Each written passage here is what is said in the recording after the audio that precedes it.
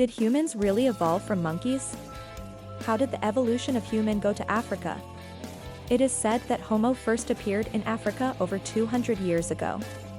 Later, with changes in their environment, humans gradually moved across the planet and changed to various human races. There are two stages in human evolution, the stage of the ape and the stage of the man. About 55 million years ago, the most primitive primates appeared on Earth. Over the last 8 to 6 million years ago, gorillas split into chimpanzees and human. Two humans walked upright about 5.8 million years ago. Ancestral figure and apes started appearing around 5.5 million years ago when the earliest rudimentary ancestors of modern humans were born. It shares some common characteristics with humans and gorillas. It used to live in forests around 5.5 to 1.3 million years ago. It seems likely that it was Australopithecus. They are believed to be the beginning of human evolution.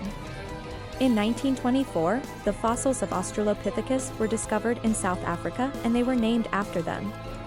However, hundreds of fossil specimens from Australopithecus were unearthed in South Africa. But by this time, they could walk upright.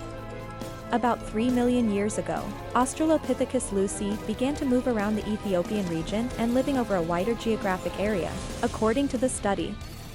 About 2.7 million years ago, what we are relatively unfamiliar with as human beings, the early hominins, the largest ones living in East Africa, and extinct about 1.2 million years ago. About 2.5 million years ago, Homo sapiens appeared. They are quite different from early humans.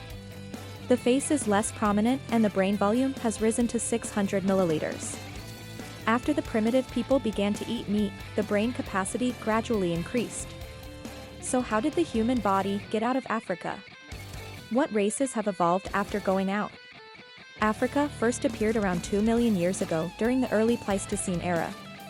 The gas, who had a brain capacity of 850 milliliters, existed during the late Pleistocene. Humans who are known as Homo erectus also appeared in Asia. They were one of the earliest humans to evolve from Africa, and they spent their time by gathering and hunting. The brain volume is about 1,000 milliliters. About 600,000 years ago, traces of Heidelberg people appeared in Eurasia and Africa. Their brain volume is very close to that of modern people. In addition, they are also the direct ancestors of Neanderthals. About 200,000 years ago, Homo sapiens evolved on the African continent. About 70,000 years ago, some Homo sapiens set out from Africa and went all over the world. During their migrations, many human races were wiped out after environmental factors caused them to die.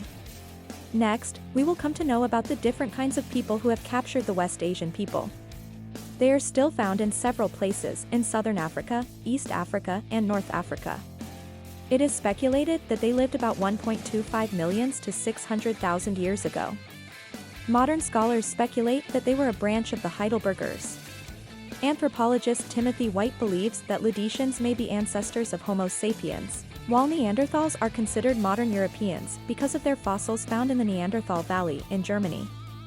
The ancestors' close relatives, Neanderthals, ruled the western and northern parts of Africa for these 2 weeks about 120,000 years ago. But strangely, they mysteriously disappeared 24,000 years ago. Modern humans in Eurasia still retain between 1 and 4% of their Neanderthal genes, according to modern genetic studies. In May 2009, in the northeastern part of the Qinghai Tibet Plateau, the fossils of the Dani Somalis were discovered, but their names were named after the Russian fossil samples. The Denisoma people lived about 10 years ago, and now the Tibetan people in China contain traces of Denisoma somalis genes. Although one can adapt to highland life at birth, it is a kind of life of late Homo sapiens. It was found at the edge of the Kiel in Zucudian, a suburb of Beijing, China. They lived on the Indonesian island of Flores at the same time as modern humans because they each looked very small, although some people call them hobbits. They went extinct about 2 million years ago. Then came the problem. Modern humans really evolved. Did Chinese ancestors really come from Africa? At present, there are two mainstream theories in academic circles about where humans originated. One is the African origin theory, and the other is the multi-regional origin theory. Then ask everyone in front of the screen to see which statement is more reliable. The African origin theory can be divided into two parts. The long-term out of Africa and the recent out of Africa 150,000 years ago. The group of humans in Africa, who migrated from Africa to the rest of the world about 100,000 years ago.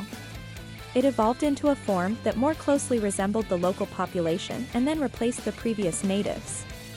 Therefore, modern humans in the world are theoretically descendants of late Homo sapiens in Africa.